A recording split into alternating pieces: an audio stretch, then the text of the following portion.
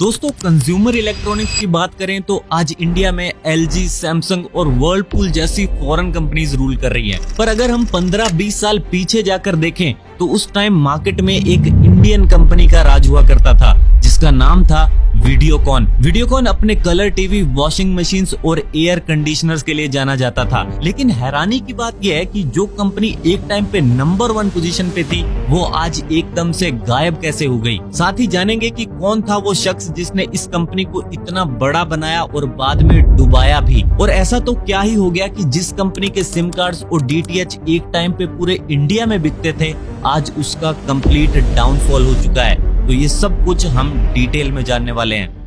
कहानी की शुरुआत होती है 1955 में, जब नंदलाल धूत जी ने महाराष्ट्र के औरंगाबाद में अपनी शुगर मिल सेटअप की। उस टाइम शुगर केन प्रोसेसिंग एक नया बिजनेस था जिसके चलते धूत परिवार ने लाखों रुपए कमाए। फिर कई साल बाद ये बूढ़े हो गए तो बिजनेस की कमांड इनके बेटे वेणुगोपाल के हाथ में आ गई। अब वैसे तो पुराना काम काफी अच्छा चल रहा था, लेकिन इन्हें कुछ नया करना था, तो इसीलिए 1986 में इन्होंने अधिगम ट्रेडिंग कंपनी की शुरुआत की, जहां ये पेपर ट्यूब्स की मैन्युफैक्चरिंग करने लगे। अब वेणुगोपाल इंजीनियरिंग बैकग्राउंड से आते हैं और इन्होंने इलेक्ट्रॉनिक्स सेक्टर में ट्रेनिंग भी कर रखी थी, तो इसीलिए 1980s के मिड में इन्होंने मार्केट में एक चेंज नोटिस किया। इन्होंने देखा कि इंडिया में कलर टेलीविजन की डिमांड बहुत तेजी से बढ़ रही है, क्योंकि उस टाइम दूरदर्शन ने कलर ब्रॉडकास्ट जस्ट स्टार्ट ही किया था। तो इसी मार्केट चेंज को देखते हुए धूत फैमिली ने अब पिक्चर ट्यूब्स बनाने का डिसीजन लिया। पिक्चर ट्यूब्स, जिन्हें नहीं पता, ये कोन शेप ट्यूब्स होती हैं जिन्हें पहले के बॉक्स वाले टेलीविजन में इंस्टॉल किया जाता था।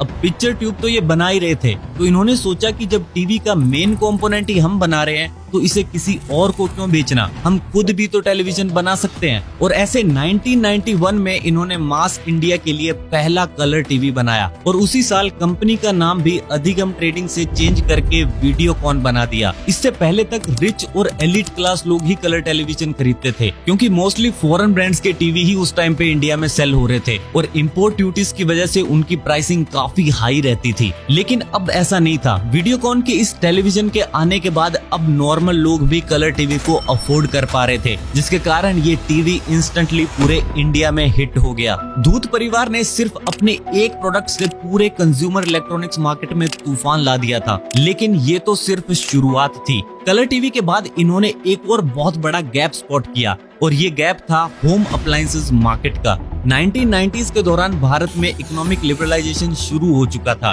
जिसके कारण फॉरेन ब्रांड्स की एंट्री बढ़ रही थी और डेली नए नए प्रोडक्ट्स भी लॉन्च हो रहे थे। बट इसी चीज का वीडियोकॉन को फायदा मिलने वाला था। देखो, फॉरेन ब्रांड्स उस टाइम हर सेक्टर में एक्सपेंसिव थे और इसी वजह से मार्केट को एक अफोर्डेबल और रिलायबल इंडियन ब्रांड चाहिए था। साथ ही उस टाइम ज्यादातर फैमिलीज अर्बनाइजेशन की तरफ जा रही थी, जिसके कारण किचन एंड होम अप्लायंसेस की डिमांड भी रैपिडली बढ़ रही थी। अब अच्छी बात ये थी कि 1991 के इकोनॉमिक रिफॉर्म्स के बाद गवर्नमेंट ने मैन्युफैक्चरिंग इंडस्ट्री को सपोर्ट करना स्टार्ट कर दिया और इसका वीडियोकॉन को फुल एडवांटेज मिला। 1995 के आसपास वीडियोकॉन ने होम अप्लायंसेस मार्केट में काफी तगड़ा एक्सपेंशन किया और बहुत सारे नए नए प्रोडक्ट्स लॉन्च किए। सबसे पहले इन्होंने रेफ्रिजरेटर्स मार्केट पे फोकस किया। यहाँ ये कैलविनेटर और गोदरेज को टक्कर देना चाहते थे, इसीलिए इन्होंने फ्रोस्ट फ्री और डायरेक्ट कूल रेफ्रिजरेटर्स लॉन्च किए जो इंडियन क्लाइमेट के हिसाब से डिजाइन किए गए थे। साथ ही अफोर्डेबल प्राइसिंग और फाइनेंसिंग ऑप्शंस भी दिए ताकि मिडिल क्लास भी अफोर्ड कर सके। अब रेफ्रिजरेटर्स के बाद इन्होंने फोकस किया वॉशिंग मशीन्स पर। उस टाइम इंडियन मार्केट में सेमी ऑटोमेटिक वॉशिंग मशीन्स की डिमांड थी और जो कंपनी ये बना रही थी वो थी BPL। बट अगेन इनकी वॉशिंग मशीन्स बहुत एक्सपेंसिव थी, तो इसीलिए वीडियोकॉन ने अफोर्डेबल और ड्यूरेबल वॉशिंग मशीन्स लॉन्च की, जो कि लोगों को बहुत पसंद आई। इसके बाद इन्होंने एनर्जी एफिशिएंट एयर कंडीशनर्स भी बनाए। फिर इसी दौरान इंडियन मार्केट में माइक्रोवेव आया, तो उसका भी अर्बन एरियाज में क्रेज बढ़ने लगा। तो डिमांड को देखते हुए इन्होंने कॉस्ट इफेक्टिव माइक्रोवेव भी बनाए। ऐसे करते करते धीरे धीरे इन्होंने ऑलमोस्ट सारे कंज्यूमर इलेक्ट्रॉनिक्स प्रोडक्ट बना दिए। उस टाइम ये टीवी से लेकर म्यूजिक सिस्टम तक सब कुछ मैन्युफैक्चर कर रहे थे। साथ ही स्वदेशी और सस्ता होने की वजह से लोग खरीद भी रहे थे। सेल्स को और ज्यादा बढ़ाने के लिए इन्होंने टीवी और वॉशिंग मशीन्स बायर्स के लिए कॉम्बो डिस्काउंट्स भी निकाले और इन्हीं चीजों के चलते वीडियोकॉन इंडिया में एक वैल्यू फॉर मनी ब्रांड बन गया। लेकिन वेणुगोपाल अब बड़ी गेम खेलना चाहते थे। उन्होंने देखा कि अगर हम इलेक्ट्रॉनिक्स मार्केट में अपना दबदबा बना सकते हैं तो ऐसे और भी तो सेक्टर्स होंगे जहां हम अपनी जगह पक्की कर सकते हैं। और यही सवाल वीडियोकॉन की डाइवर्सिफिकेशन का कारण बना और बाद में बर्बादी का भी।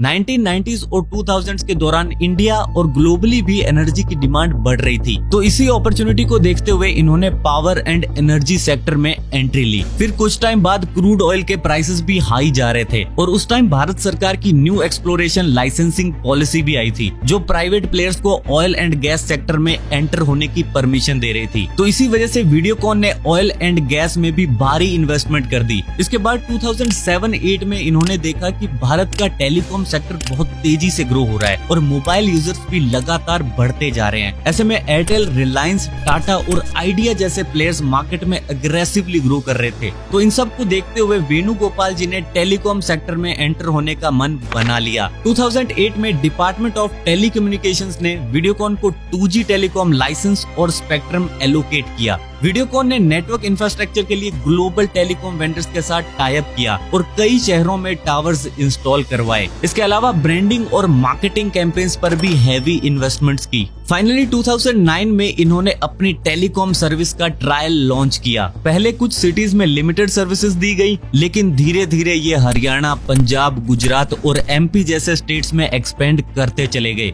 इसके अलावा लो कॉस्ट प्लान्स और अट्रैक्टिव प्रीपेड ऑफर्स के चलते इनके सिम कार्ड्स फटाफट बिकने लगे। टेलीकॉम के बाद अब वीडियोकॉन DTH यानी डायरेक्ट टू होम सर्विसेज में एंटर होना चाहता था। 2009 के दौरान इंडिया में केबल टीवी पेनिट्रेशन काफी बिखरा हुआ था और लोग केबल ऑपरेटर्स की पुअर सर्विस और हाई प्राइसिंग की वजह से काफी परेशान थे, जिसके कारण DTH सर्विसेज की डिमांड बहुत तेजी से बढ़ रही थी। तो इस अपॉर्चुनिटी को देखते हुए इन्होंने 2009 में वीडियोकॉन D2H नाम से अपनी DTH सर्विसेज लॉन्च कर दी। इन्होंने सेट टॉप बॉक्सेस भी खुद ही मैन्युफैक्चर किए ताकि कॉस्ट कंट्रोल हो सके। साथ ही ये इंडिया की पहली कंपनी थी जिन्होंने 4K ultra HD services launch की। इसके अलावा मल्टीपल चैनल पैक्स और रीजनल कंटेंट के ऑप्शंस भी दिए ताकि हर रीजन का कस्टमर टारगेट हो सके। इनकी इन्हीं स्ट्रेटेजीज के चलते 2015 तक वीडियोकॉन D2H ने मार्केट में अपनी स्ट्रॉन्ग प्रेजेंस बना ली। इनका कस्टमर बेस 30 मिलियन यूजर्स तक पहुंच गया और देखते ही देखते इनका नाम इंडिया के टॉप 5 ऑपरेटर्स में आने लगा।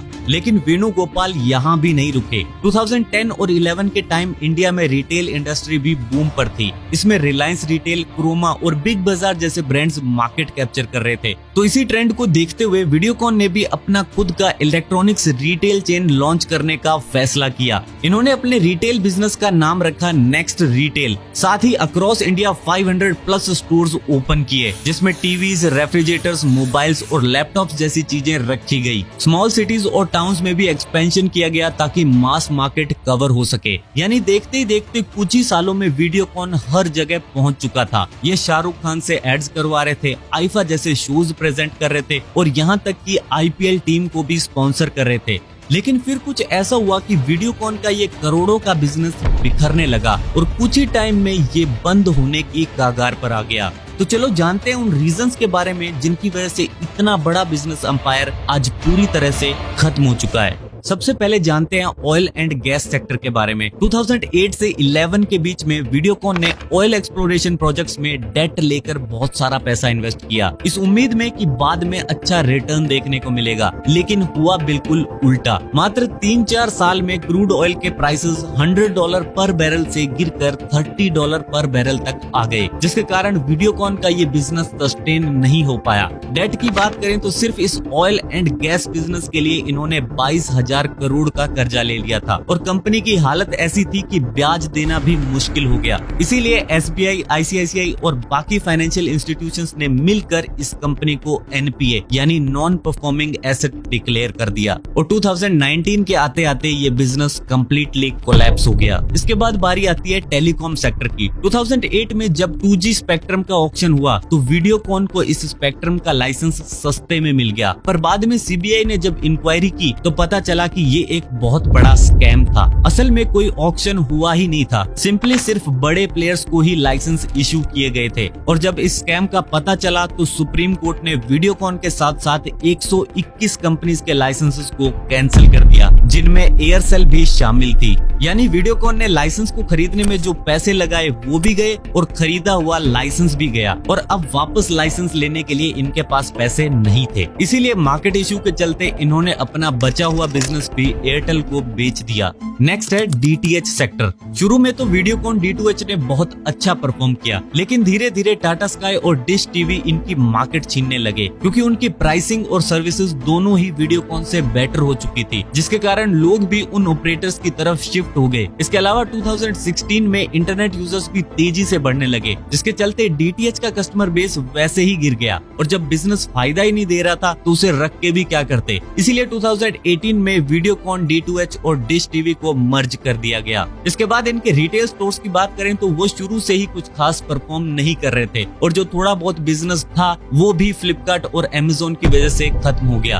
अब आप ये सोचोगे कि ये सब तो इनके साइड बिजनेसेस थे, लेकिन इनके मेन बिजनेस का क्या हुआ, जिसमें ये कंज्यूमर इलेक्ट्रॉनिक्स बनाते थे? तो चलो वो भी देख लेते हैं। हुआ क्या कि 2005 के बाद इंडियन इलेक्ट्रॉनिक्स मार्केट में कोरियन और जापानीज ब्रांड्स की एंट्री हुई। सैमसंग और एलजी ने अपने इनोवेटिव प्रोडक्ट्स लॉन्च करने स्टार्ट कर दिए, like inverter, ACs and smart washing machines. पर वीडियोकॉन अभी भी पुरानी टेक्नोलॉजी वाले अप्लायंसेस पर ही फोकस कर रहा था। कस्टमर्स नए और मॉडर्न डिजाइन की तरफ शिफ्ट हो रहे थे, लेकिन वीडियोकॉन सिर्फ एग्जिस्टिंग प्रोडक्ट्स का सस्ता वर्जन बना रहा था। अगर आपको भी याद हो तो 2010 के आसपास एलसीडी और एलईडी टीवीज का क्रेज काफी ज्यादा बढ़ गया था। उस टाइम बड़े बड़े डब्बे जैसे टीवी मार्केट से गायब हो रहे थे। सैमसंग और सोनी जैसे ब्रांड्स अपनी स्लिम एलसीडी टीवीज को लॉन्च कर रहे थे, वो भी अफोर्डेबल प्राइसिंग के साथ। लेकिन वीडियोकॉन टाइम के साथ ये सब चीजें नहीं कर पाया, जिसके चलते इनके प्रोडक्ट्स आउटडेटेड लगने लगे और लोगों ने इन्हें खरीदना बंद कर दिया। 2019 के आते आते कंपनी की टीवीज, रेफ्रिजरेटर्स और वॉशिंग मशीन्स की फैक्ट्रीज बंद होने लगी, और फाइनली 2021 में वेदांता ग्रुप ने इसे ओनली 2962 करोड़ में एक्वायर कर लिया। आज भी आपको वीडियोकॉन के कुछ प्रोडक्ट्स शायद देखने को मिल जाएंगे, पर आज ये सिर्फ एक नाम है जो किसी जमाने में $1 बिलियन ब्रांड हुआ करता था। कमेंट में बताओ आपके घर में वीडियोकॉन का कौन सा प्रोडक्ट हुआ करता था।